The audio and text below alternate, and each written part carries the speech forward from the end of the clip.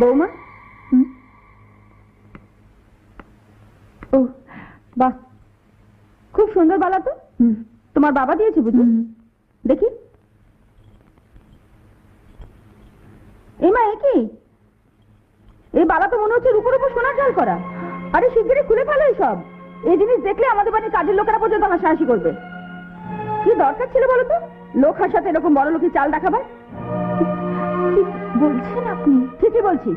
যে বাপ মেয়ের বিয়েতে 1 পয়সা পণ দিতে পারে না, সে বড় লোকে দেখাতে আসে কোন মুখে? হ্যাঁ, আজকের দিনে আপনি পণের কথা বলছেন? একটু লজ্জা করছে না আপনার? বাবা, খুব দরদ দেখছি বাপের উপর। তা এতই যদি বাপের মান সম্মান জ্ঞান, তাহলে বাপকে বলনি কেন যে চৌধুরী বাড়িতে মেয়ের বিয়ে দিতে হলে পণটাও সেরকম দিতে হয়?